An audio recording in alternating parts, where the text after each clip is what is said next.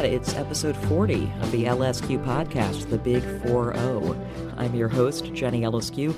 I had the pleasure of visiting Bat for Lash's Natasha Khan at home in Los Angeles last fall, shortly after she had released her fantastic new album, Lost Girls, and it was just so lovely to finally get to dig in with an artist whose music has always had such emotional resonance for me, and who, before, I'd only gotten to speak to briefly. In this conversation, you'll hear Natasha talk about some of the 80s sounds that inspired Lost Girls, and how it ties into the music she heard growing up in the UK.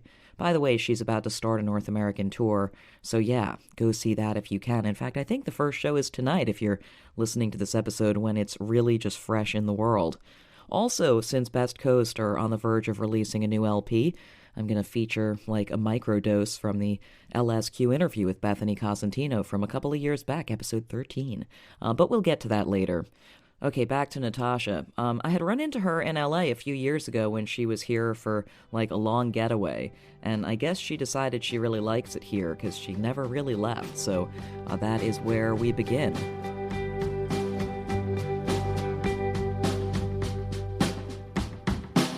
Yeah, I do really like it. I think it's weird because I go through phases. Like, you know, I'm sure when you're here for long enough, you miss. That's the train that goes by our house, which is nice. Very New York, actually. I'm living under the JMZ at the moment. Yeah, it's pretty loud. I can shut the door if No, it's cool. So I go through phases where sometimes I really miss London, and I'm going through a bit of that phase at the moment because everyone's saying that the leaves are turning and the jumpers are coming out and the fireplaces are going on. Jumper season. Jumper season and like Strictly Come Dancing's back on TV, and I'm like, no, I'm so depressed. But no, I think the reason, obviously I've been here for almost 3 years because I made the album, I found some great collaborators, it's been really easy and fun to make visual work, painting, videos, you know, there's a lot. But is this truly the first time you've lived away from home for this long, or did you? I think for this long, yeah, because I did live in New York in 2007. I was there for about a year. Right. But I guess this is the longest I've been away. This is the longest you've sort of relocated. Yeah. Yeah. I was so intrigued when I first saw you posting some of the initial videos for Lost Girls, and you know, at first watching it, it's like, oh, what is this? Is this going to be? And as it turned out to be the beginning of the new album rollout, I was curious whether the idea for those concepts preceded the music or vice versa. I mean, at what point in conceptualizing this collection did where's the cart and where's the horse? Is it the music or the sort of overall ideas? I feel like the overall narrative was something that started to work its way into my imagination pretty early on moving here. I was taking long drives with a guy called Jason who worked at Be Real Films, who they represent me for like commercial work and short films and stuff. But we'd been kind of taking these long drives over to the office on the west side, and we talked a lot about underground music, like subcultures, tribal, you know, how things had changed from the 90s when we were growing up, and, you know, you'd go to your local record shop and they'd save records for you and tell you about certain things that they knew you'd be into, and there was very much like this personal aspect to whatever musical scene you were into, and it was pretty underground. And we were saying how now with the internet that things don't really stay underground anymore, they're just exposed immediately, and they don't really get that time to mature and gain flavour and kind of you know, percolate. And so when we were doing these drives, because I was saying, you know, I really come here to sort of make films, and we were talking a lot about Trump and like the border stuff was happening, and the Women's March was happening, and all these sort of political things going on. Also living in Highland Park and being surrounded by Mexican culture and Hispanic culture and all the families. And so I started to write this story about this gang of girls that came from over the border and were like these mystical beings, and what would happen if they came to downtown LA. And so the script in the story was being fleshed out. So when I started making the music, I already had a universe. Right. And I was It's ready. interesting though, because as you say, you also do separately film project. There are extra album things that you do, and so this series of ideas. It could have been, you could have turned it into something else and not have it become the basis of the next album.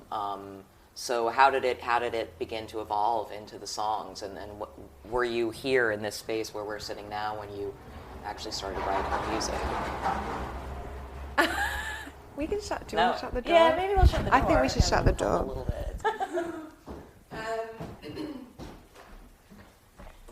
Yes.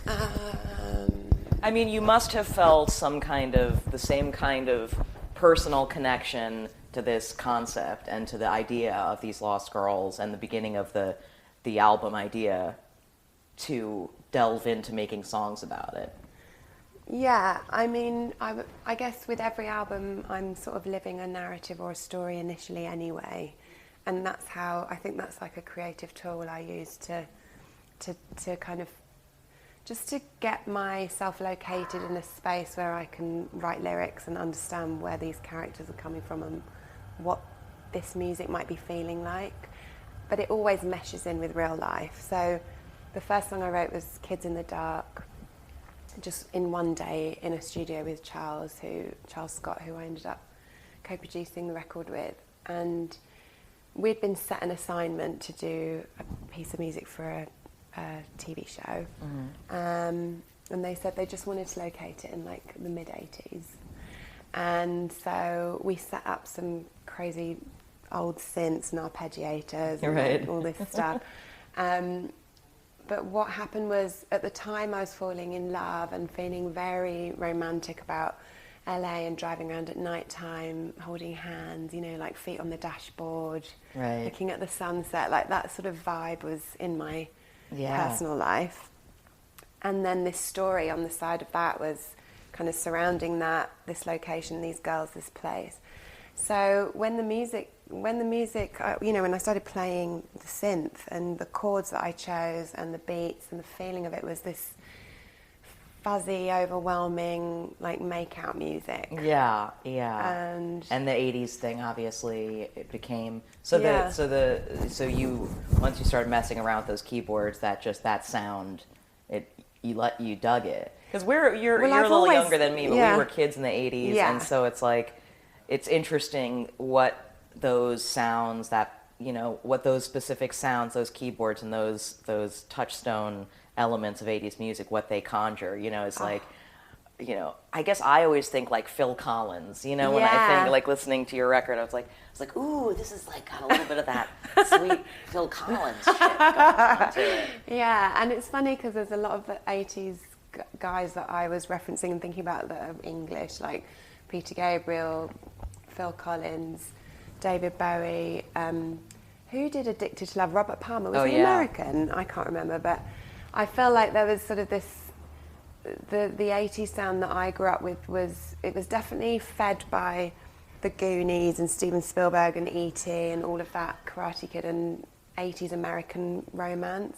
But then there's this strange 80s thing that's like Terry Gilliam, Labyrinth, right? Like all the weird kids films that were very that were done in Ealing Studios, like very odd English creepy synth sounds, and then mix that again with being in LA and thinking about Lynch and the Halloween soundtrack, John Carpenter. Like, it's just, I feel like the sounds we were choosing, everything I was hearing, we'd flick through things and I'd be like, that one, and I don't know why, I can't locate it specifically in my mind, but we all feel those sounds as something very nostalgic and sentimental, and I think, like you say, it conjures a lot just from one synth sound. You can just be placed somewhere. When you were a kid growing up, in the 80s, what were some of the pieces of music that were reaching you where you were that really hit you? I mean, were you hearing Phil Collins and Peter Gabriel and all that stuff as a kid growing up? Well, it was definitely on the radio. I remember watching like the Brit Awards, which is like our crappy version of the MTV Awards, but seeing Peter Gabriel come on and do Give Me Steam, like that Steam song, and he'd dressed up in a giant muscle man suit, And it was so bizarre. Like he just is the weirdest performer, and I loved it. I remember we taped it on a videotape, and I remember rewatching that. Bjork Unplugged was on MTV, you know, and then, well, I guess that's the 90s, but I'm trying to think. In the 80s, there was just Beverly Hills Cop was on TV all the time, E.T. was on TV all the time. You know, Michael Jackson I went to see do the Bad Tour when I was 9.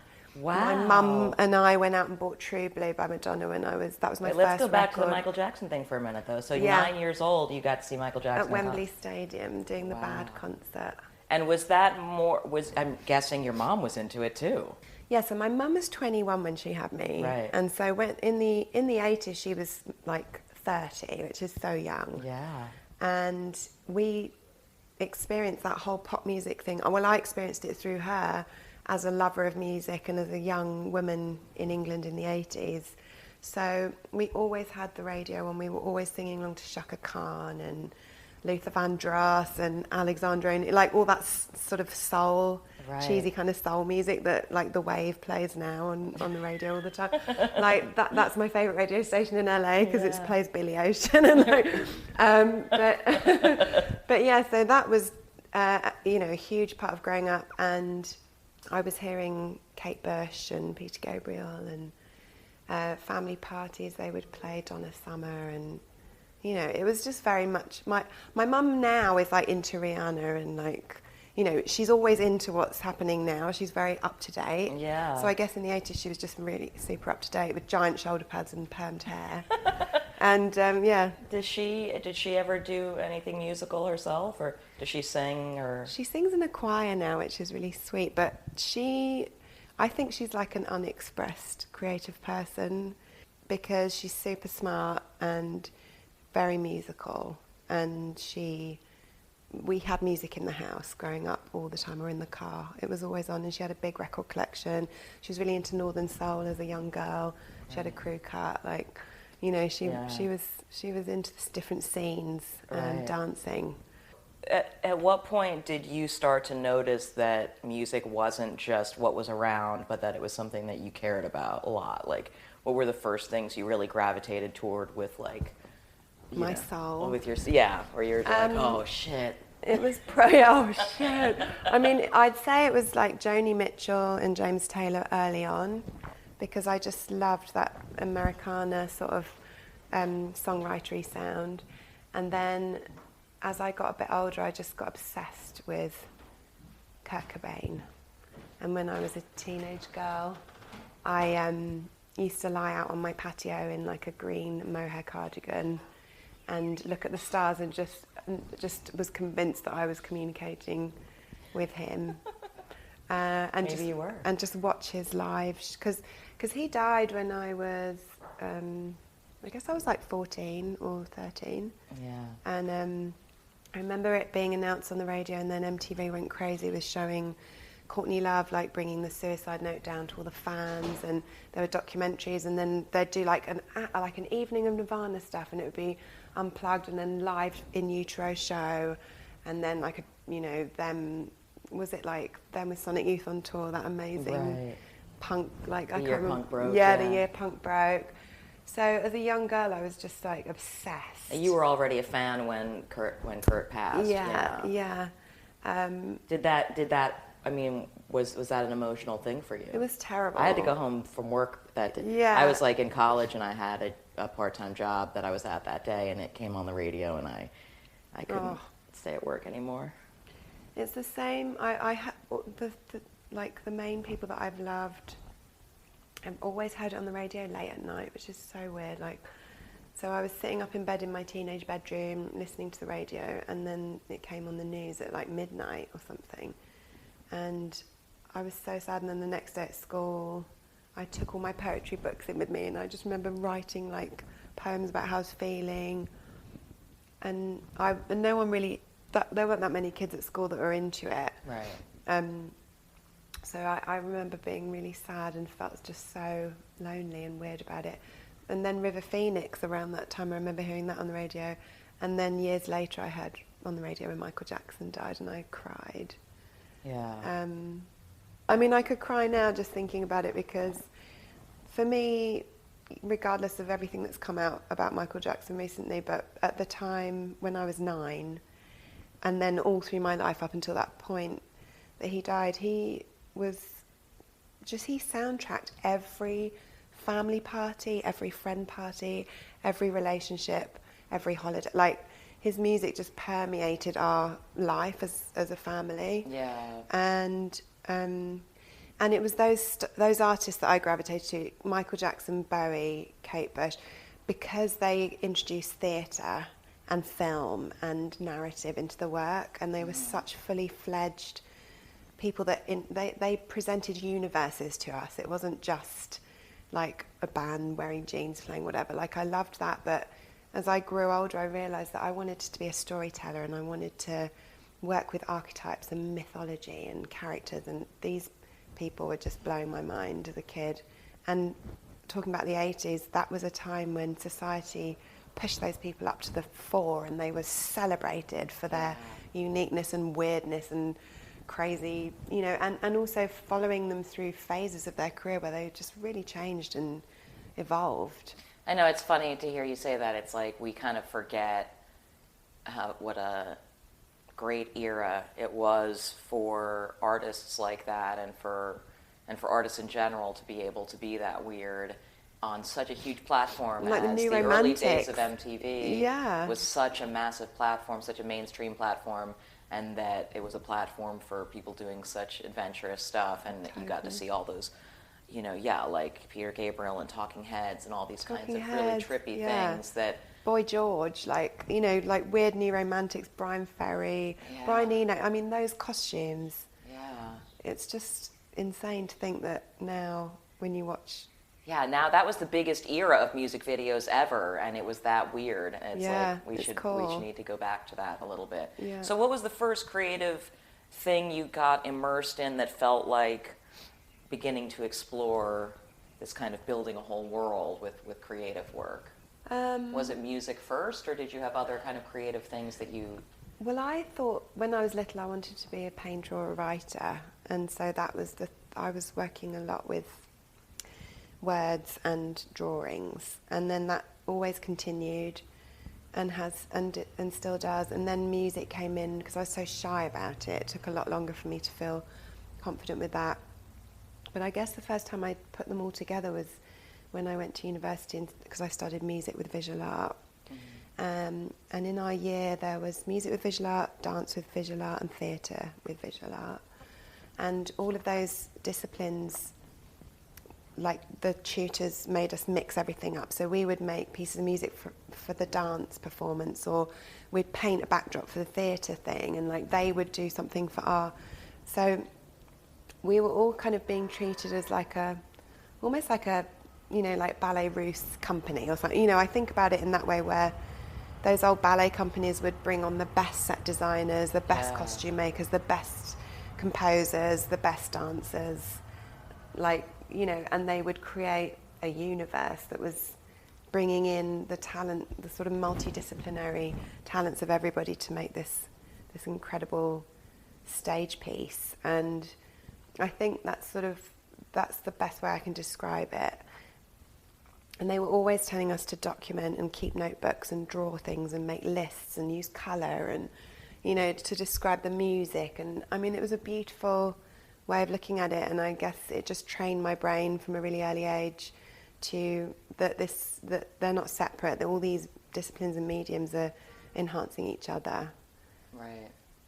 And so tell me about an early kind of project of yours that kind of synthesized some of these things. Would it have just been kind of assignments at school, or before you started making your own records, were you writing and recording yourself singing? Yeah, I was doing a lot of that, and I was working as a nursery school teacher. So I qualified as a childcare teacher, and I was doing that 4 days a week. And then I was living in Brighton by the sea with my boyfriend at the time, and on my days off I would just record music. And I guess the first time it all really came together was like the first show I did after university, and when I was a teacher. There was a place called the Permanent Gallery in Brighton that was run by really cool kids, and they would put on multimedia shows and exhibitions. and they asked me to create an exhibition, and then on the first night they opened, I did a live performance. So I made a wall full of hologramic light boxes that were kind of miniature 70s televisions, and then you would look through them and they had layers of perspex with lights behind and gels, different coloured gels and drawings inside. So you'd kind of look into these hologramic universes, and they were a bit like film noir sort of comic books, because they had like comic book writing titles inside them. Wow. And then I made a bunch of miniature CDs of, say, 4 songs of my very early Bat for Lashes songs, like Horror Show, and there was a song called Marilyn and Horror Show, and like weird songs I'd made. And I embroidered silk kind of CD cases, and they had a photograph of like little family members with sort of lightning bolts behind them, like E.T. style stills that I printed onto silk, and then I sewed around all the little faces and stuff and stuffed them. So they kind of became like these 3-dimensional quilted CD cases. Wow. With terry cloth inside. It was like a production line, and I was making all this stuff for like a month before the show. That's so cool. And then I just played 4 songs, and everyone sat on the floor, and then everyone looked around the exhibition. And I did a bunch of drawings of that, like the still of the little girl looking in the Poltergeist TV, and Carrie holding her bouquet. Did it immediately feel like special? So was it immediately exciting once it all came together and you were looking at it? It was exciting, but I was very nervous and shy. But it did feel like one of the first times that my vision was in the manifested world, like as a reality. And when they gave me the little exhibition flyer, like it had all pictures of my artwork and a description that I'd written, and we had like weather sounds and thunder like just playing in the gallery, and it was just like all the things I loved and had been thinking about for so long. Right. And coming into like a product in a way, or just in objects that I could give to people or that they could look at. And at that point, were you even looking at what you were doing as the beginning of doing music did it feel like the music was the focus yet even at that point? Or how did songwriting become the thing that you really zeroed in on? The music was definitely the focus for me, because that was the most exciting aspect, was that all these things around were sort of paving a little yellow brick road to the music. Right. And then I started putting out little CDs all over Brighton and giving them to my favourite record shops to play to people, and I started doing shows. And then I guess it went into just, it very sort of much concentrated on the music when I got my publishing deal, because they wanted me to make an album, and then I was part of the system of music production and producing records, and that timeline that is kind of generic, and the way everyone gets treated is the same. But what they loved about me at the beginning was that I had this huge book that was just full of all the imagery and the ideas and the world of Fair and Gold, that first album. Right. And I think that's what kind of swayed them into giving me this deal. Right. There's a woman called Alison Armstrong who's still working in the music business, and she's a badass. And she was just like, Natasha, this book, this is you, this is what it's about. We don't see this. Like, this is very unique, and like you've got to present this to the world, and this is what made it so special for us. So wait, what happened to the book? I've got it at home in England. You've got it at home in England. Mm-hmm. And so was that a source? Did that end up becoming a source of ideas for a minute at the beginning of putting out Bat for Lashes stuff? Yeah, I think I'd kind of been building up all those themes and lists and images and ideas for probably 2 or 3 years or 4 years. So when the album came out, I just had too many ideas, like so much visual imagery, and each song I described like all the instrumentation I wanted on it, how I'd do the production, what it would feel like. Each song had half a page of written work, and yeah. I was prepared. Do you still do that kind of a practice? Do you still have notebooks where you draw and jot down things? Yeah. Yeah, I've got, if I could put all the notebooks I have in my life in a room, I'd probably fill up a room. Like, Wow. there's so much stuff and so many ideas that sometimes I'll just go back to like 2003 and look in that notebook, and there'll be like a ton of film ideas or song ideas or lyric ideas that I never even used. Wow. It must be interesting to look back at some of the earliest stuff and just as a mark of how much you've changed or matured since then. But I also, thinking about the new album and I guess your music in general, that one of the things I love about it is that there is that, it's like it's like a tenderness for who you might have been as a younger person without it's like showing us what you know now about, you know, the younger version of yourself or something like that. And you know, what do you think have been kind of some important creative breakthroughs that you've had? Because we've talked a little bit about the way your process has stayed the same, but what are some ways in which you've kind of learned, like, okay, here's what I need to do to bring it out? Yeah, I think my kind of gathering information and ideas and that process has always been that kind of way for me. But I have to say, for each album, the execution has been very different. So like The Bride, the last album, I was driving around Woodstock and staying in a house on a mountain and kind of being surrounded by pine trees and creeks and thinking about all that sort of thing. And then this album was the opposite. It was warm, hazy, balmy nights and moving to California, which is so different to Europe, and the light and the joy and the freedom I experienced here is kind of nothing I've ever really experienced before. But not even just because it was LA. I think it coincided with leaving a 10-year major record deal. I'm turning 40 in October. Like, you know, there's all these sort of, getting my dog, that changed me. You know, it broke my heart open in a way I can't really describe. And so I feel like this album, more than ever, I was just being really much more free, much more carefree, like not worrying so much, just choosing sounds I love, making beats I want to dance to. Like, there was really like a lot more joy and sort of liberation.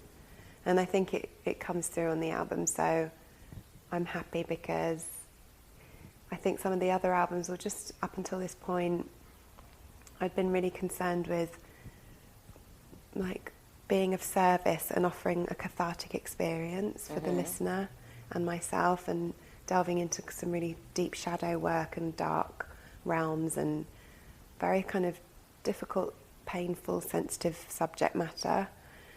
And then with this one, I was like, I need to get back to that girl that saw Michael Jackson at 9 years old and sang into my hairbrush with my mum and brother and sister, and, you know, like loves dancing and is in love and is happy. Like, some of those bits need to be shown and celebrated and shared, because I don't want everyone to think I'm just go to bed in a coffin every night, like being really dark, you know? Yeah. I mean, it's interesting the way artists who become associated with their music being cathartic for people, or especially for like sad catharsis, because I guess you can have, you know, I guess like your EDM party albums are cathartic too, but you know, that those artists get sort of yoked with this, like, you're supposed to make me sad and sadder every time, that, you know, if you want to make albums for your whole life, it's like it's not fair to be trapped to that you have to be sad all the time, or that you have to, even artists, even the most extremes of that, like an Elliott Smith or someone like that, where it's just like, you can't really go anywhere. You know, where it's just like you're not allowed to be happy or something. It's just like you're required to commit to, you know, and bringing it back to Kurt Cobain too, where you're just no, it's not fair to ask that of our artists, that they be sad forever, or like and you get more and more dialed in on the like making us sad as their job, you know. I agree, and I think that it's I think you need to bring your audience along with you, and like you say, if you're going to do something for a lifetime, you have to evolve and grow, because otherwise it dies and it becomes a formula. But also, it's just like, you are who you, as an artist, you are who you are, and it doesn't matter what kind of album you make, the trademarks of your sound and your music are going to be in there. It's just like, yes, I've listened to Lost Girls a bunch of times now, and I get what you're saying, but it is also sounds like it does make me sad. The songs are sad. There is plenty of sadness on the album, even as something you consider more on the more joyful end of the spectrum. It's like you don't have to try for the things that are inherently in there. They're always going to be. Yeah. They're always going to be in there. Yeah, like the kind of prism that I see things through will always be coloured by, childhood experiences or heartbreak or whatever happened to me that makes me choose certain chords and sounds. Because to me, I love the happy-sad combination, and I like you say, I think I can't really help myself making those sorts of things, but the liberation that I felt in doing songs like So Good or Feel For You, like girl group sort of dancey things, was just so much fun. And and so I want to evolve and I want to grow, and I don't think an artist should have to conform to a specific label, because as we were talking about before, those artists we love, David Bowie, I mean, look at his Berlin album, and then he does like Let's Dance. It's like there's room. Lou Reed did some fucking such dark stuff, and then Take a Walk on the Wild Side, like even Take a Walk on the Wild Side's a great pop song, but it has the darkness, it has the backing vocals, it's talking about people taking heroin and drag queens and parties and all of that, like you say, but it's different prisms, it's different surfaces of a prism for me. Yeah, I mean, or even someone like Kanye or Bob Dylan or these artists who they change so drastically that it's like people get mad about it. But it's just like, can you imagine if in your thing you like to do the best, and for any average person, whatever you like to do the best, if you were forced to just keep doing it the same way every time, that wouldn't feel good. I want to talk to you a little bit about singing because obviously your singing voice is one of the signatures of your music, and it sounds like something that would have to have been developed in part as a technical skill, just because you have such a, sort of beautiful, technically speaking, such a beautiful voice. Did you do training as a singer at all? No. How did you find did it come out sounding this way initially? I mean, I guess I did do certain, I did do training, but not in the conventional sense. So my training was to do with confidence, training myself to open up my chest and like loosen my jaw and learn how to project and things like that, because my voice is very airy. There's a lot of breath in my voice, and early on I kind of sang into myself like this, and felt very shy, and I'd run out of breath quickly because I didn't have any diaphragm kind of control or strength, because I didn't understand how it worked. I was self-taught on everything. And then when I went to university, we had this teacher called Juliet who used to make us lie on the floor, and you'd breathe in for 8, hold for 10, breathe out for 12, like these sorts of things. And what we didn't realise, but what they're actually doing is they get your parasympathetic nervous system kicked in, so you calm down and you're not so anxious and nervous. They get you to expand your lungs and increase your lung capacity. And then as you're breathing out, your diaphragm's like pushing up and you're tensing your stomach. So all these things we were doing, I didn't really realise, but they were helping me in the background. And then I did just sort of develop my own singing voice. And then when I started doing live shows, sometimes I'd lose my voice. And I remember one time I got such a sore throat that I had to I couldn't sing, and they gave me some steroids so that I could get through the show. And I was like, this sucks. And so Natasha. Yeah. And it was ridiculous. I was like, this is like Beyonce shit here. But I actually probably I think it was on my 3rd album, I met a guy called Don Lawrence who works in New York, and he teaches Lady Gaga, and he did PJ Harvey, and he's a cool guy. Yeah. And I only ever saw him 2 or 3 times, but he recorded our sessions on my phone, and I still use those now to warm up before shows, because you're kind of being an athlete, and basically you have to protect your vocal cords by clearing them of mucus and warming them up and exercising them, so they're stretching, and they're just muscles. Right. And if you don't do that, if you go on a 2-month tour and you don't do that, I can't, I wouldn't be able to do it.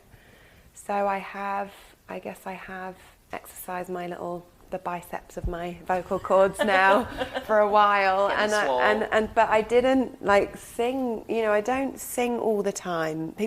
You'd think if you're a singer, like you just walk around singing all the time. And me and my boyfriend sing a lot in the car and stuff like that. But I'm not practicing my vocal exercises when I'm not doing shows or recording. So I just started because my first show's in like a month. But it comes back pretty quickly. Where does the tour start? In the UK. Yeah. So you'll be back for jumper season and be back for some cold, cozy November stuff. Yeah. Maybe you could be a future guest on Strictly Come Oh my God, that would be hysterical. I'm pitching it right now. Yeah. Okay. Cool. Thank you. Thank you so much for me. Thank you. It's really nice to see you again. Some people you can just feel that they had to be an artist. Like it's just in their spirit, in their energy, and Natasha has that for sure.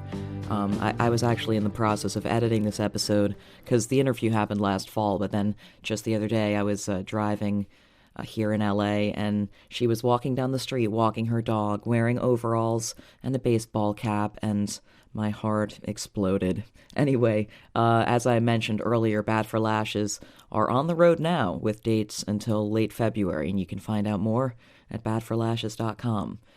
Next up, looking back a couple of years to 2018 and episode 13, lucky number 13 of the LSQ podcast, I wanted to feature an excerpt from that interview with Best Coast's Bethany Cosentino in honor of the impending arrival of her new album. Best Coast's fourth studio LP, Always Tomorrow, comes out later this month, and in this clip, Bethany talks about being in the midst of a much-needed creative break. It's been very interesting because this is the longest amount of time where we haven't put something out, but like there was a period of time where people were just like, what are you doing? And I was like, I'm literally just living my life. Like I'm writing music, I'm not writing music, I'm like hiking with my friends. This is literally the first time I've lived an I'm at home life. Like I haven't been able to do this in so long that I really feel like I needed this before I could really get back into the mindset of making another record. Like I'm single for the first time in my adult life.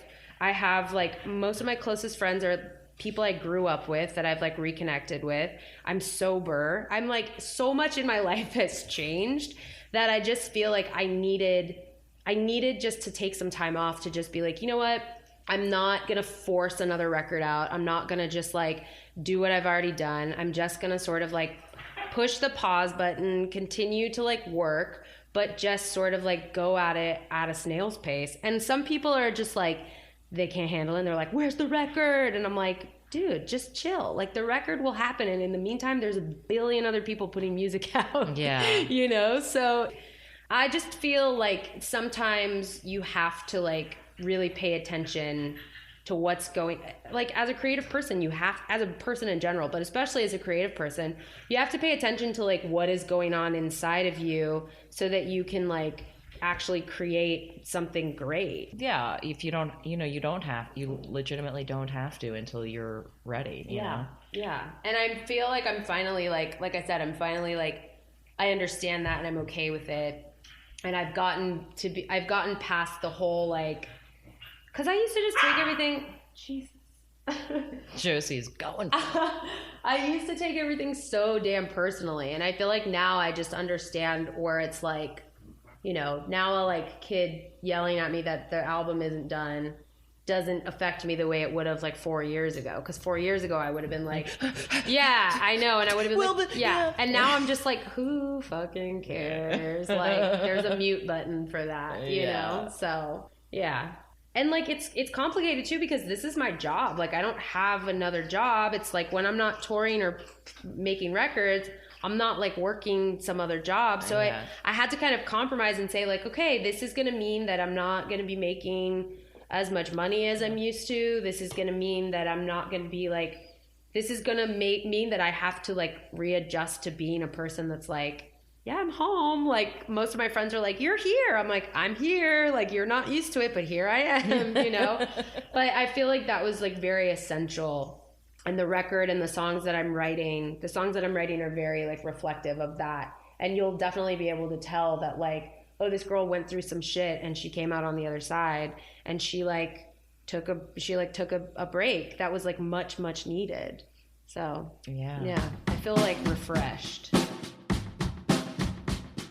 You know, we're just glad she's back, baby. Look for that new Best Coast album in stores and online later this month. And they're on the road extensively this spring and summer as well. Thanks again to Natasha and Bethany for their time and for being rad. And I've got upcoming episodes with Tune Yard's Merrill Garbus, Phosphorescence Matthew Howe, Group Love's Hannah Hooper, and more. Subscribe, for crying out loud. And if you want to reach me with questions or feedback, etc., I'm at Jenny LSQ. Thanks so much for listening.